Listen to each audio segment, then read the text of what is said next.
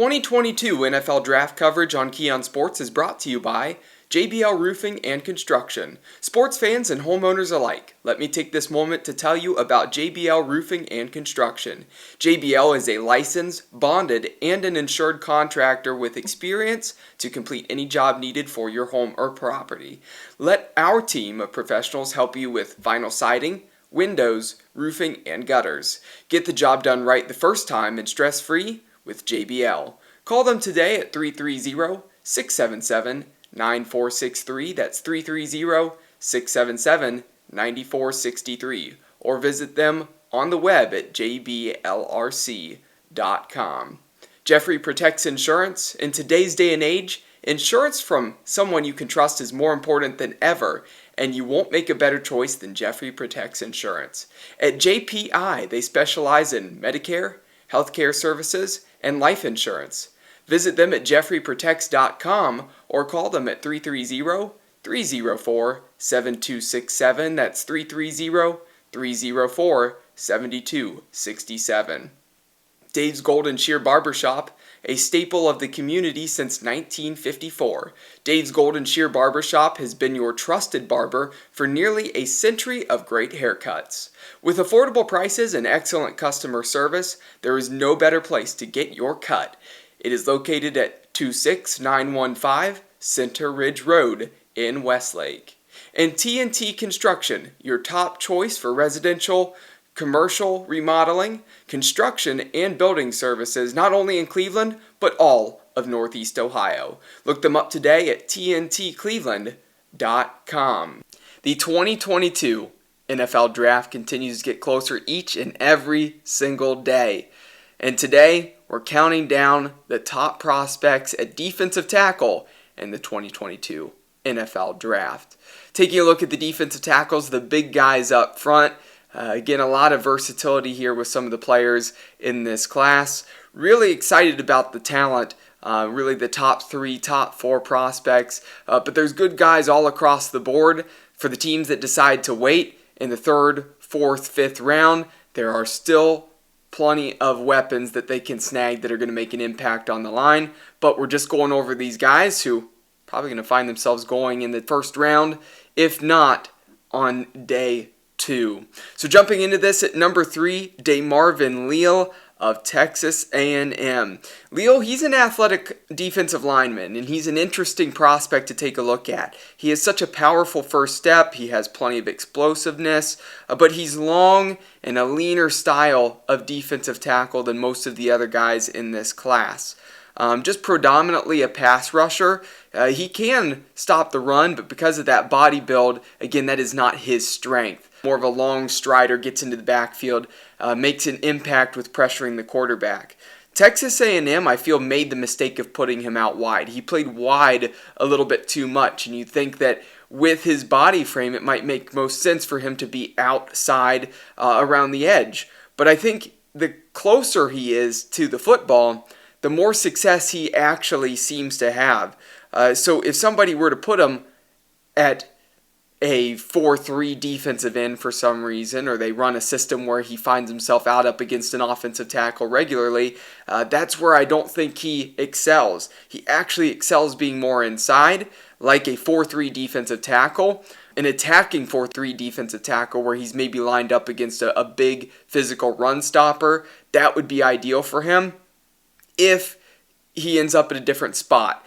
It would probably be in a 3-4 base defense, playing defensive end or defensive tackle. He might lose some of his productivity because then he's a little bit farther away from the football. Still close, but a little bit farther away. I think he would still have ability to make an impact, but I'd really like to see him as a 4-3 attacking defensive tackle. Player comparison for him is Chris Jones. Think of Jones and his long, thinner frame.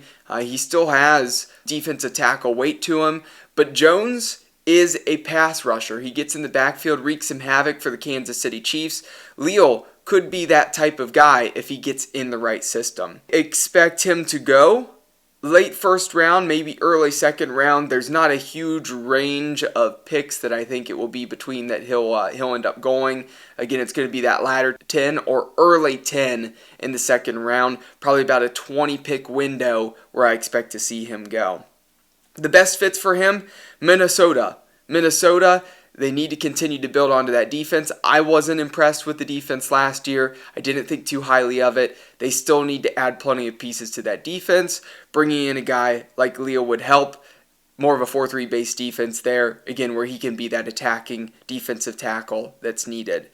The Los Angeles Chargers, they run a bit different of a system. Again, they have those stand-up outside linebackers in Joey Bosa and now Khalil Mack.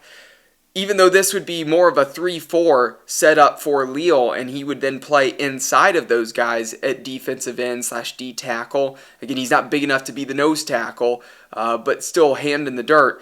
This could be the one system where he would have a lot of success because so much of that focus will be on the guys on the outside of him in Bosa and Mack that it could be the perfect fit if he does end up in a 3-4 base.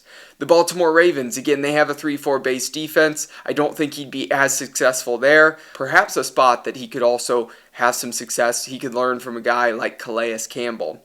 And then the wild card team for him, Pittsburgh, I don't think he'll go to Pittsburgh. You know they love their guys, though, on the defensive line. Those edge rushers as well. So, again, wouldn't be shocked to see him go there. But those first couple teams, the Chargers and Minnesota, those are very likely for Leo.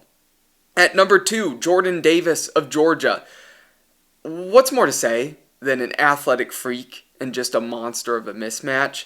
I mean, it's been talked about throughout Davis's college career. It's going to be talked about in the NFL. At 6'6", 340 pounds, he still has plenty of speed. He showed it with his 40 time that he put up. He can move for a very large human being. He makes the rest of this class look small. And at times he makes the offensive lineman he goes up against look pretty small in the interior as well. Davis is a run stopper with that speed and power that I mentioned, but again, still not an overly dominant pass rusher. He's okay as a pass rusher because of his size, might find his way into the backfield, but he's not quick as a pass rusher. It takes him a little bit of time to get up to speed as well. That speed that comes from is when he does hit the gap and shoots the gap, and you can see that pick up a little bit, but to actually get back to a quarterback who's dropped back there, looking comfortably through the pocket, again, that's when it's harder for Davis to generate some pressure. The big question for him would probably be how many snaps can he actually be on the field. Realistically, at Georgia, he played less than 60% of the defensive snaps each and every single game. What will that translate into in the NFL? Most likely a first and second down defensive tackle. I don't expect him to do much on third down. They might bring him back in fourth and short or goal to go scenarios. Expect him to just be a first and second down guy going up against the run. Teams that are passing very regularly, again, he might even see less time on the field. Still a ton of ability. People are going to fall in love with his size. His size is great, but again, there are some things he can work on and improve, and we'll see how much he actually spends on the field. Probably depends upon the division he gets into as well and the quarterback play. He can really be a 3-4 nose tackle or a 4-3 defensive tackle. It doesn't matter, either one. But he would be a very athletic 3-4 nose tackle, maybe the most athletic at that spot in the entire league if he ends up there. My player comparison, it's almost impossible to compare Jordan Davis because he's a different type of animal. I guess with the size and the ability, being a first rounder, Derrick Brown is the best one that comes to mind with his size and the ability he had in being drafted in the first round. I don't know when Davis will go in the first round. It could be top 15, it could be top 20, it could be later in that first round. He should, because of his intangibles, because of that size, go off of the board sometime on night 1. Best fits for him, Baltimore. Baltimore runs that 3-4 base. You can put him at nose tackle. That would be something interesting for the Baltimore Ravens because their defense is always such an attacking group. Seem like they always have a lot of speed as well. Would be interesting to put Davis in that group. The New England Patriots. The Patriots wouldn't hurt to add Davis to their defensive line, especially as the Miami Dolphins in their division are getting better on offense, as well as you have the Buffalo Bills to compete with, and you're chasing the Bills at the moment. So add Davis to that line. Again, can shore things up. Would be an interesting fit there in New England. Next, the Los Angeles Chargers. The Chargers, they play in that 3-4 base. You put him at nose tackle. I already talked about the talent they have outside as edge rushers, but why not add Davis in the middle to add in a little bit of extra power? And then the last one, my wild card team, everything's bigger in Dallas, right? So why not the Dallas Cowboys? Take a look at Jordan Davis. Would be interesting as they have Micah Parsons back at linebacker. Maybe Davis could clear up some holes for Parsons on the blitz. I don't think that Dallas, again, will make the move here for a guy like Jordan Davis. But, hey, like I said, they like everything big down in Texas. So bigger the better, and you can't get much bigger than Jordan Davis in this class. At number 1, Davis's teammate at Georgia, Devontae Wyatt. A lot of people were talking about Davis being the top prospect back in the fall, back directly out of the season. But Wyatt's been the guy for me. He spent more time on the field, more snaps for Georgia. He's one of the more athletic defensive tackles in this year's draft because he not only has great lateral mobility, some quickness, he has the ability to penetrate gaps with some excellent bursts, making him a strong pass rusher as well as an overpowering run stopper as well. So he's useful on every down. His motor is always running hot. Again, just always moving, making an impact. That makes up for the lack of power that he might have compared to some of the other guys in the class. The biggest struggle for him is then getting through double teams. Again, if he doubled, he has a hard time finding a way to free himself. If he can fight through the doubles, release himself better, again, that's just going to help him at the next level. Fits best in a 4-3 base defense at defensive tackle. Again, he could play in other base defenses, but I really like him in a 4-3. Put him next to another talented defensive tackle. He's going to make an instant impact. My player comparison for him is Grady Jarrett. Jarrett has some explosiveness in the interior, not the biggest guy out there, but he has plenty of ability. He had really been a star for the Atlanta Falcons, still a star at this point. My projection for Wyatt would be top 20, somewhere in that first round, but he's going to be that first defensive tackle off the board, probably before Jordan Davis because of his ability.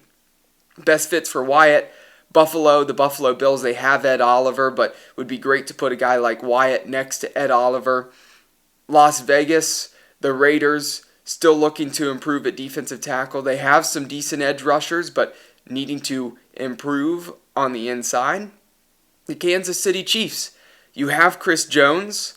Put another guy like Devontae Wyatt on that line, and you're talking about a pretty mean, nasty defensive line. And my wild card team, the Cleveland Browns, not sitting there at 13 anymore due to the trade with the Texans for Deshaun Watson, but if Wyatt slips into the early 20s, then perhaps Cleveland can make a move and get up into the first round and snag a guy like Wyatt.